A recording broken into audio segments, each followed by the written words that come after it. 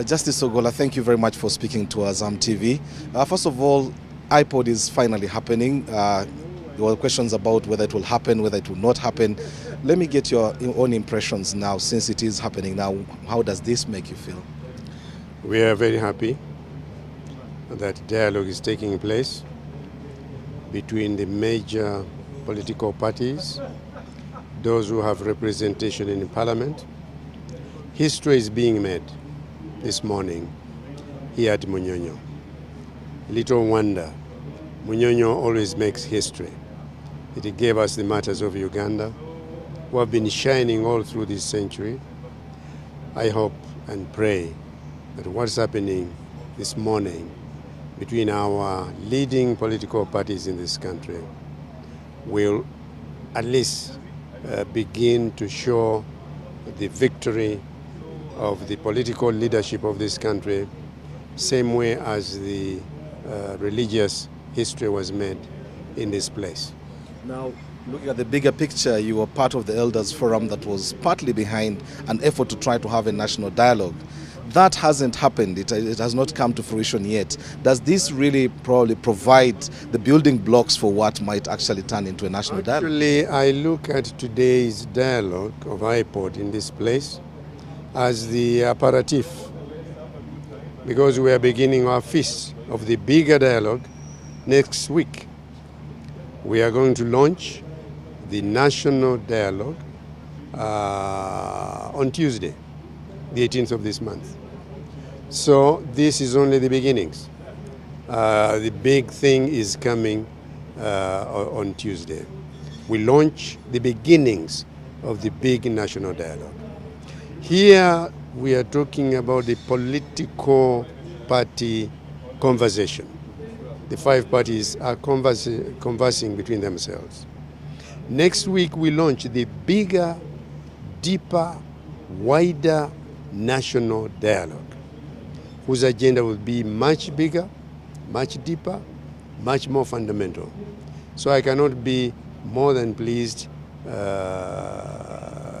be here today to witness what's going on today. So the timing actually is very, very crucial. That the timing is critical. The timing is very good. It's providence itself that has timed it this way. Very briefly and finally, tell me what you made of the leaders, the principals' faces as they sat, as they shook hands, as they spoke to each other jokingly from the manner that it came out.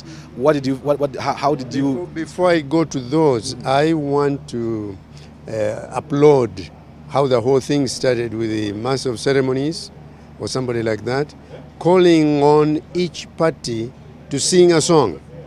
And the UPC sang their song, and the DP sang their song, NRM sang their song. And I thought this is fun. And this is what dialogue should be about. A conversation is harmony, bring people together, comfortable. And I felt very good about that. Now to get back to your question of the leaders, I think they comported themselves excellently. They look like statesman material. It was not that meanness in them. You could tell that the faces were good. The president even made a joke. I think he walked to the wrong seat deliberately to show. And then his Secretary General said, "Oh, the president is filling a gap." One party didn't show up. So the president must fill the gaps that are created here. And I think that was wonderful. The atmosphere in there, the feeling in there, that is the stuff of which politics and political leadership in this country should be. I had said it was my final question, but I cannot let you go without probably talking about the FDC's absence rather. That empty seat, that joke with the president going into that particular seat, what does that say probably about I don't know the substantive answer to that. You'd have to ask FDC the reasons that made them unable to come. But for you looking in from outside. But looking in, we could see the gap, we could see the vacancy there, and just as the president joked, that seat needs to be filled. But it reminded me of the national debate that we had, the presidential debate that we had. And there was a seat there that was empty. Nobody dared fill it. until the owner came on the second phase of the debates. It makes a lot of sense for all of us to come, to endeavor to come and make the picture complete. Thank you very much. Thank you very much. Justice. Thank you.